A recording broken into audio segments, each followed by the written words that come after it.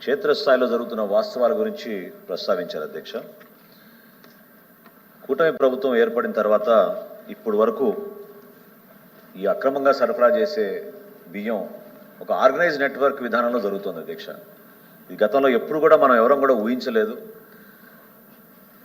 ఎవరైతే 1,48,00,000 రేషన్ కార్డుదారులు ఉన్నారో వాళ్ళందరికీ కేంద్ర ప్రభుత్వం రాష్ట్ర ప్రభుత్వం కలిసి వేల కోట్ల రూపాయలు వెచ్చించి వాళ్ళకి మంచి పౌష్టికాహారం అందించాలనే ఆలోచనతో ఈ కార్యక్రమం చేస్తున్న నేపథ్యంలో పబ్లిక్ డిస్ట్రిబ్యూషన్ సిస్టమ్ ద్వారా అందించాల్సిన ఈ బియ్యాన్ని వీళ్ళు ప్రభుత్వానికి అంతిమంగా మాకు ఖర్చు అయ్యేది ₹43.40 అధ్యక్ష ఒక కిలో ఈ బియ్యం.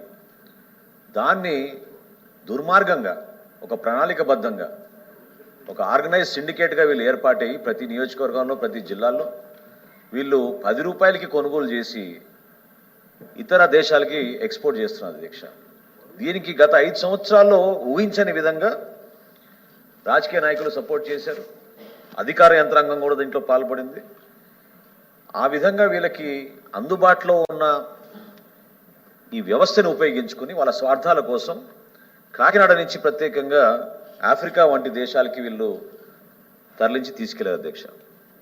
మన ప్రభుత్వం వచ్చినాక, కూటమి ప్రభుత్వం వచ్చినాక ఇప్పటి వరకు తరలించి తీసుకెళ్లారు అధ్యక్ష.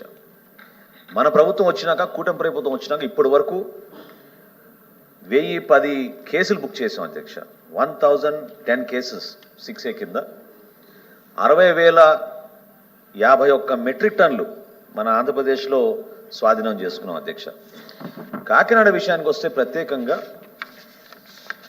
అక్కడ జరిగిన దాడులు 28 జూను 29 జూన్న మా పౌర సరఫరా శాఖ నుంచి మా ఎండి గారు, నేను, కలెక్టర్ గారు, జాయింట్ కలెక్టర్ గారు, ఇతర అధికారులు కలిసి 13 మిల్లుల పైన దాడి చేశాం అధ్యక్ష. 13 మిల్లుల్లో కూడా అక్కడ ఖచ్చితంగా ఆధారాలతో సహా మాకు పేద ప్రజలకు అందించాల్సిన ఈ పీడిఎస్ రైస్ అక్కడ నిల్వలు కనబడ్డాయి అధ్యక్ష.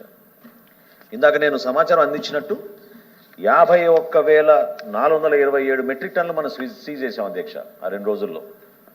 అందులో 26,488 మెట్రిక్ టన్నులు పీడిఎస్ రైస్గా నిర్ధారించడం జరిగింది.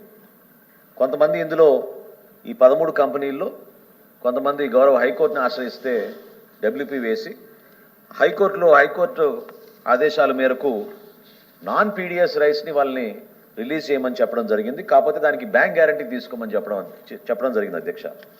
సో ఈ 13 మంది ఎవరైతే బ్యాంక్ని ఆశ్రయించి కేసులు వేశారో 83,73,00,000 వాళ్ళు వెచ్చించి బ్యాంక్ గ్యారంటీ ద్వారా వాళ్ళకి నాన్ పీడిఎస్ రైస్ని మళ్ళీ తిరిగి ఇచ్చేయమని గౌరవ హైకోర్టు ఆదేశాల మేరకు ఆ ప్రక్రియ కొనసాగుతుంది అధ్యక్ష. అంతటితో ఆగలేదు అధ్యక్ష. గౌరవ సభ్యులు ఎంతో ఆవేదనతో చెప్పారు. ఆందోళన చెందాల్సిన అవసరం లేదు. అనురాధగా చెప్పినట్టు ముందుగా వీళ్ళపైన క్రిమినల్ కేసెస్ కూడా నమోదు చేసాం అధ్యక్ష. 6A చట్టమే కాకుండా క్రిమినల్ కేసెస్ నమోదు చేసి ఎసెన్షియల్ కమోడిటీస్ యాక్ట్ సెక్షన్ 7(1) కింద కేసులు నమోదు చేశాం.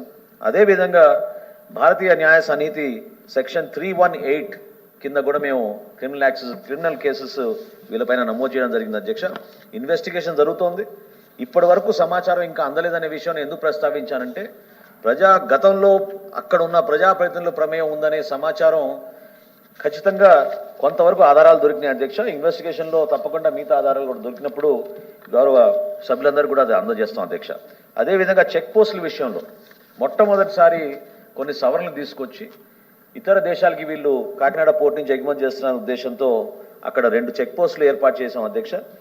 ఒకటి బాంబే కాటా దగ్గర, ఇంకోటి పోర్ట్ ఎంట్రీ దగ్గరనే.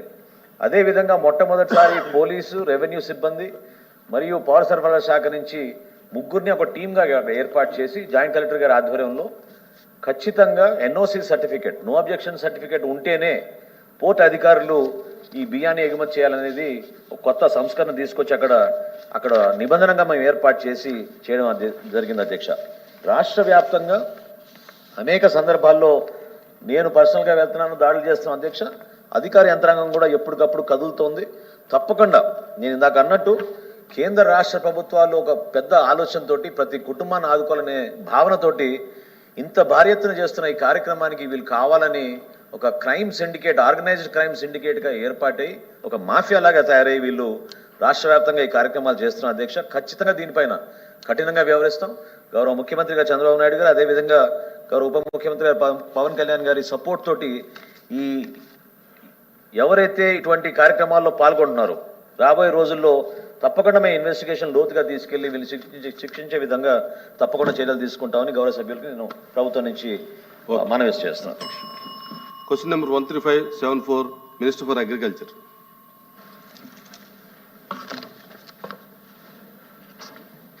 అధ్యక్ష, ఏ ప్రశ్నకు సమాధానం లేదండి.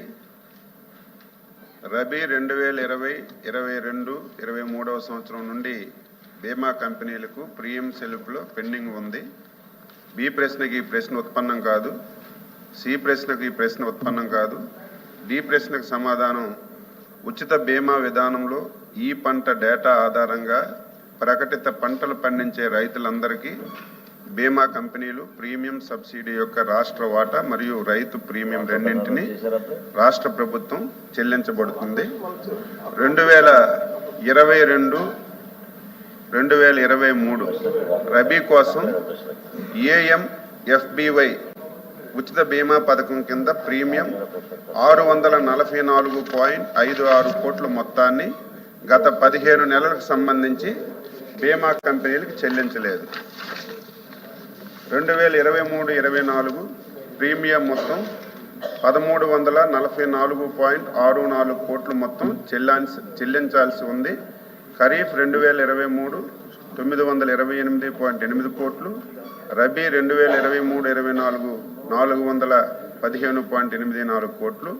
ప్రస్తుత ఆర్థిక సంవత్సరంలో బీమా కంపెనీలకు ప్రీమియం మొత్తాన్ని చెల్లించడానికి ప్రాధాన్యత ఇస్తూ ప్రభుత్వం కట్టుబడి ఉంది. శివరావు సార్ అధ్యక్ష, మంత్రి గారు మాట్లాడుతూ మన ఈ మధ్య ఎప్పుడు ఈ రబీ నుంచి ప్రజలే స్వచ్ఛంగా, రైతులే స్వచ్ఛందంగా కట్టుకోవాలి ఇన్సూరెన్స్ అని చెప్పడం జరిగింది. మేము కోరుతున్నది, గతంలో జగన్మోహన్ రెడ్డి గారి ప్రభుత్వంలో సుమారుగా 3,022 కోట్లను ప్రీమియం చెల్లించగా 54.55 లక్షల మంది రైతులు సుమారుగా 7,800 కోట్ల రూపాయలు ప్రజలకు అందడం, రైతాంగానికి అందడం జరిగింది. గతంలో ఈ క్రాప్ నమోదు చేసుకుంటే అప్పుడు బ్యాంకుల్లో అప్పు తీసుకోకపోయినా వాళ్ళకందరికీ ఏ క్రాప్ అన్నా వేసుకొని ప్రతి ఎకరా కూడా ఇన్సూరెన్స్ వచ్చే విధంగా, అన్ని పంటలకు ఇన్సూరెన్స్ వచ్చే విధంగా గత ప్రభుత్వం తీసుకొస్తే దాన్ని దేశానికే ఆదర్శంగా తీసుకున్నాలనే ఆలోచనతో మిగిలిన ప్రభుత్వాలు ఉంటే, ఇక్కడ మళ్ళా ఈ ప్రభుత్వం వచ్చిన తర్వాత కేవలం బ్యాంకు రుణాలు ఎవరైతే తీసుకుంటారో, ఎవరైతే ప్రీమియం చెల్లిస్తారో వాళ్ళకి మటుకే ఇన్సూరెన్స్ అనే విధంగా మళ్ళా తేవడం చాలా బాధాకరమైన విషయం. సుమారుగా 1,286 కోట్ల వరకు పర్ ఇయర్ అయ్యే పరిస్థితి ఉంది. అలాంటి పరిస్థితుల్లో రైతే వెన్నెముక ఈ దేశానికి, ఈ రాష్ట్రానికి అని మన బడ్జెట్లో కూడా చెప్పడం జరిగింది బుక్ లో. కనీసం రైతు గురించి ఆలోచన చేయండి. ఇప్పటికే